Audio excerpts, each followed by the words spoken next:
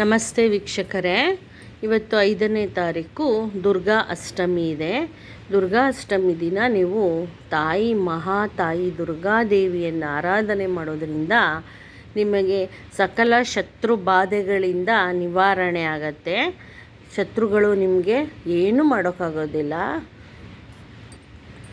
ಶತ್ರುಗಳು ನಿಮಗೆ ಯಾವುದೇ ರೀತಿ ತೊಂದರೆಗಳು ಕೊಡೋಕ್ಕೆ ಆಗೋದಿಲ್ಲ ನಿಮಗೆ.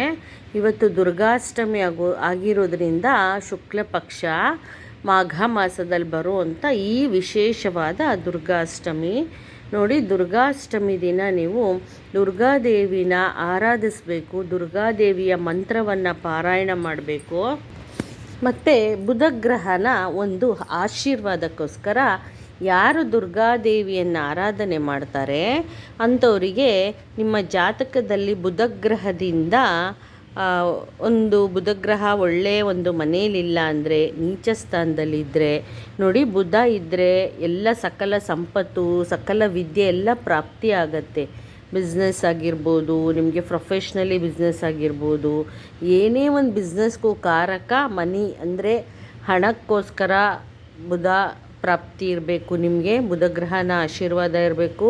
ಬುಧ ಅಂದರೆ ಸಾಕ್ಷಾತ್ ಮಹಾಲಕ್ಷ್ಮಿ ಕೂಡ, ವಿದ್ಯೆ ಕೂಡ, ಸರಸ್ವತಿ ಕೂಡ. ಅದರಿಂದ ಮಹಾಲಕ್ಷ್ಮಿ, ಮಹಾಸರಸ್ವತಿ, ಮಹಾಕಾಳೆ ಈ ಮೂರೂ ದೇವರುಗಳನ್ನು ಆರಾಧನೆಯಿಂದ ನಿಮಗೆ ಪ್ರಾಪ್ತಿಯಾಗತ್ತೆ ದುರ್ಗನ ಆಶೀರ್ವಾದ. ದುರ್ಗಮ್ಮನ ಆಶೀರ್ವಾದ ನೀವು ಪಡ್ಕೋಬೇಕು ಅಂದರೆ ಏನು ಮಾಡಬೇಕು ಅಂದರೆ, ಇವತ್ತಿನ ದಿನ ನೀವು ದುರ್ಗಾ ಅಷ್ಟಮಿ ದಿನ ಮಹಾತಾಯಿ ದುರ್ಗಾದೇವಿಗೆ ನೀವು ನಿಂಬೆಹಣ್ಣಿನ ದೀಪ ಹಚ್ಚಬೇಕು. ಮತ್ತು ನಿಮಗೆ ಶತ್ರು ಬಾಧೆ ಏನಾದರೂ ಇದ್ದರೆ ಒಂದು ದೀಪದಲ್ಲಿ ನೀವು ಬಿಳಿ ಸಾಸಿವೆ ಹಾಗೂ 2 ಮೆಣಸಿನ್ಕಾಯಿ ಹಾಗೂ ಒಂದು ಚೂರು ಲವಂಗ, ಒಂದು 4-5 ಲವಂಗ ಹಾಕ್ಬಿಟ್ಟು ಅದರಲ್ಲೂ ಸಾಸಿವೆ ಎಣ್ಣೆ ಹಾಕಬೇಕು. ಸಾಸಿವೆ ಎಣ್ಣೆ ಹಾಕ್ಬಿಟ್ಟು ನೀವು ಮಾತಾ ದುರ್ಗಾಗೆ ನೀವು ಕೇಳಿಕೊಂಡು ಆರಾಧನೆ ಮಾಡೋದರಿಂದ ನಿಮಗೆ ಶತ್ರುಗಳ ಬಾಧೆ ನಿವಾರಣೆ ಆಗತ್ತೆ. ಮತ್ತು ನಿಮಗೆ ಮನೆಯಲ್ಲಿ ಸಮಸ್ಯೆ, ಹಣದ ಸಮಸ್ಯೆ ಇದ್ದರೆ, ಮನೆಯಲ್ಲಿ ತುಂಬ ತೊಂದರೆ ಇರುತ್ತೆ. ಕೆಲವರಿಗೆ ಮಕ್ಕಳು ಫೀಸ್ ಕಟ್ಟೋಕ್ಕಾಗೋದಿಲ್ಲ, ಅಡ್ಮಿಷನ್ ಮಾಡೋಕ್ಕಾಗೋದಿಲ್ಲ, ಅಂಥವ್ರಿಗೆಲ್ಲ ಹಣದ ತೊಂದರೆ ಇರೋರು ಏನು ಮಾಡಬೇಕು ಅಂದರೆ, ಇವತ್ತು ದುರ್ಗಾ ಅಷ್ಟಮಿ ದಿನ ತಾಯಿ ಮಹಾಶಕ್ತಿ ಮಾತೆ ದುರ್ಗಾದೇವಿಯನ್ನು ನೋಡಿ. ನಮಗೆಲ್ಲ ತಾಯಿ ಆ ಮಹಾತಾಯಿ, ನಾವೆಲ್ಲ ತಾಯಿ ಮಕ್ಕಳೇ. ಅದರಿಂದ ನೀವು ದುರ್ಗಾದೇವಿನ ಕರೆದ್ರೆ ಖಂಡಿತವಾಗ್ಲೂ ಓಡೋಡಿ ನಮ್ಮ ಸಹಾಯಕ್ಕೆ ಬರುವಂಥದ್ದೇ ಮಹಾಶಕ್ತಿ ಮಾತೆ.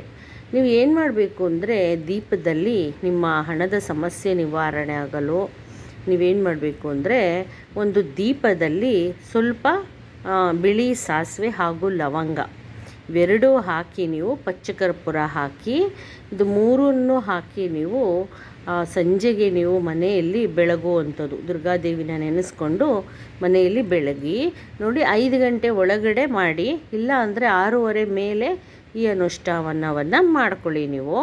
ಮತ್ತು ಇವತ್ತು ದುರ್ಗಾದೇವಿ ಗುಡಿಗೆ ಹೋಗಿ ನಿಮ್ಮ ಕೈಲಾದಷ್ಟು ಏನಾದರೂ ದಾನ ಕೊಡೋದು, ಏನಾದರೂ ಕೊಡ್ಬೋದು ನೀವು ದಾನ.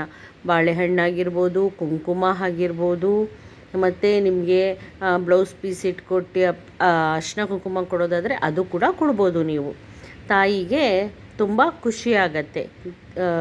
ದುರ್ಗಾದೇವಿ ಗುಡಿಲಿ ನೀವು ಏನಾದರೂ ದಾನ ಮಾಡ್ಬೋದು. ಅಂದರೆ ಒಂದು ಪ್ರಸಾದ ವಿನಿಯೋಗ, ಚಿತ್ರಾನ್ನ ಆಗಿರ್ಬೋದು, ಪೊಂಗಲ್ ಆಗಿರ್ಬೋದು, ಸಿಹಿ ಪೊಂಗಲ್ ಆಗಿರ್ಬೋದು, ಮತ್ತು ಎಳ್ಳಿನ ಉಂಡೆ ಆಗಿರ್ಬೋದು, ಏನಾದರೂ ನೀವು ದಾನ ಮಾಡೋದ್ರಿಂದ ನಿಮ್ಮ ಗ್ರಹ ಶಾಂತಿ ಆಗತ್ತೆ. ಅಂದರೆ ಬುಧಗ್ರಹ ಶಾಂತಿ ಆಗುತ್ತೆ. ನಿಮ್ಮ ಜಾತಕದಲ್ಲಿ ಯಾವುದೇ ಗ್ರಹ ಕೂಡ ಏನಾದರೂ ತೊಂದರೆ ಕೊಡ್ತಿದ್ರೆ ಆ ಗ್ರಹದ ತೊಂದರೆ ಎಲ್ಲ ನಿವಾರಣೆ ಆಗತ್ತೆ. ದುರ್ಗಾ ಅಷ್ಟಮಿ ದಿನ ವಿಶೇಷವಾಗಿರುವಂಥದ್ದು ಕೆಂಪು ಬಟ್ಟೆ ದಾನ ಮಾಡಬೇಕು, ಅರ್ಶಿನ ಕುಂಕುಮ ದಾನ ಮಾಡಬೇಕು. ಮತ್ತು ದುರ್ಗಾದೇವಿಯ ಮಂತ್ರ ಆರಾಧನೆ, ಮಂತ್ರ ಜಪ 108 ಸಾರಿ ನೀವು ದುರ್ಗಾದೇವಿಯ ಮಂತ್ರವನ್ನು ಜಪ ಮಾಡಬೇಕು. ಓಂ ದುಂ ದುರ್ಗಾಯೇ ನಮಃ, ಓಂ ದುಂ ದುರ್ಗಾಯೇ ನಮಃ ಅಂತ ಒಂದು ಬೀಜಾಕ್ಷರಿ ಮಂತ್ರನ ನೀವು ಹೇಳ್ಕೊಳ್ಳೋದ್ರಿಂದ 108 ಬಾರಿ, ಅಂದರೆ ನೀವು ಮನಸ್ಸಿಟ್ಟು ನಿಮ್ಮ ಇಚ್ಛೆಯಿಂದ ಮಾಡಬೇಕು. ಈ ಒಂದು ಮಂತ್ರಾನುಷ್ಠಾನ ಸಂಜೆಗೆ 6:30 ಮೇಲೆ ಮಾಡಿ. ಮತ್ತು ಬಾಗಿಲಿಗೆಲ್ಲ ಇವತ್ತು ದೀಪ ಹಚ್ಚೋದ್ರಿಂದ ತುಳಸಿ ಗಿಡಕ್ಕೆ ದೀಪ ಹಚ್ಚೋದ್ರಿಂದ ಬುಧಗ್ರಹ ಶಾಂತಿ ಆಗುತ್ತೆ. ಬುಧ ಒಂದು ಒಳ್ಳೆ ಫಲ ಕೊಡ್ತು ಅಂದರೆ ನೀವು ಎಲ್ಲೋ ಹೋಗ್ತೀರ. ಬುಧನೇ ಬಿಸ್ನೆಸ್, ಬುಧನೇ ವಿದ್ಯೆ, ಬುಧನೇ ಪ್ರತಿಯೊಂದು ನಮ್ಮ ಹಣದ ಸಮಸ್ಯೆ ಎಲ್ಲ ಚೆನ್ನಾಗಾಗೋದು ಬುಧಗ್ರಹ ಆರಾಧನೆಯಿಂದ. ಆಯಿತಾ? ಬುಧಗ್ರಹ ಆರಾಧನೆ ಮಾಡೋದ್ರಿಂದ ಹಾಗೆ ಇವತ್ತು ನೀವು ಪ್ರಭು ವಿಷ್ಣುವಿನ ಸಹಸ್ರನಾಮ ಹೇಳ್ಕೋಬೇಕು. ಅಷ್ಟೋತ್ತರ, ಸಹಸ್ರನಾಮ ಇದೆಲ್ಲ ಹೇಳ್ಕೊಳ್ಳೋದ್ರಿಂದ ಬುಧಗ್ರಹ ಶಾಂತಿ ಆಗತ್ತೆ. ಲಕ್ಷ್ಮೀ, ಕಾಳಿ, ಸರಸ್ವತಿ ಎಲ್ಲ ದೇವರು ಕೂಡಿ ಆಗಿರುವಂಥದ್ದೇ ದುರ್ಗಮ್ಮ. ದುರ್ಗಾದೇವಿಯಲ್ಲಿ ಎಲ್ಲ ದೇವಾನುದೇವತೆಗಳು ಐಕ್ಯ ಅದರಿಂದ ದುರ್ಗಾಷ್ಟಮಿ ದಿನ ನೀವು ಇವತ್ತು ನಾನು ಹೇಳಿರುವಂಥ ಅನುಷ್ಠಾನ ಎಲ್ಲ ಮಾಡಿ, ಮತ್ತು ದುಮ್ ದುರ್ಗಾಯೇ ನಮಃ ಅಂತ ನೀವು 108 ಬಾರಿ ಒಂದು ರುದ್ರಾಕ್ಷಿ ಮಾಲೆ ತಗೊಂಡು ಅದರಲ್ಲಿ ನೀವು ಜಪ ಮಾಡಿ. ಏನೊಂದು ತೊಂದರೆ ಆಗಿರ್ಬೋದು, ನಿಮಗೆ ಅಕಸ್ಮಾತು ಕೋರ್ಟ್ ಕೇಸ್ ತುಂಬ ದಿವಸದಿಂದ ನಡೀತಾ ಇರೋದಾಗಲಿ, ಅದಿನ್ನು ನಿಮಗೆ ಸಾಲ್ವ್ ಆಗಿಲ್ಲ ಅಂದರೆ ಈ ದುರ್ಗಾದೇವಿಯ ಅನುಷ್ಠಾನ ಮಾಡೋದ್ರಿಂದ ನಿಮಗೆ ಪ್ರತಿಯೊಂದು ಕೆಲಸದಲ್ಲೂ ಸಿದ್ಧಿ ಸಿಗತ್ತೆ. ಪ್ರತಿಯೊಂದು 108 ದುರ್ಗಮ್ಮನ ಒಂದು ನಾಮಾವಳಿ ಕೂಡ ನೀವು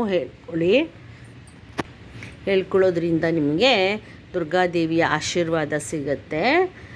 ಸಾಕ್ಷಾತ್ ಮಹಾದೇವನ ಆಶೀರ್ವಾದ, ಶಿವ ಕುಟುಂಬ ಅಂತ ನೆನೆಸ್ಕೊಂಡು ನೀವು ಈ ಒಂದು ಅನುಷ್ಠಾನ ಎಲ್ಲ ಮಾಡ್ಕೊಳ್ಳಿ. ಸಾಯಂಕಾಲ ದೀಪದಾನ ಮಾಡೋದು ಮರಿಬೇಡಿ. ನಾನು ಹೇಳಿರೋ ಹಾಗೆ ನೀವು ದೀಪಾರಾಧನೆ ಮಾಡಬೇಕು ಸಂಜೆಗೆ ವೀಕ್ಷಕರೇ. ಮತ್ತು ನಾನು ನೆಕ್ಸ್ಟ್ ವಿಡಿಯೋಲಿ ಸಿಗ್ತೀನಿ ವೀಕ್ಷಕರೇ. ನನ್ನ ಚಾನಲ್ನ ಲೈಕ್ ಮಾಡಿ, ಶೇರ್ ಮಾಡಿ, ಸಬ್ಸ್ಕ್ರೈಬ್ ಮಾಡಿ. ನಮಸ್ತೆ.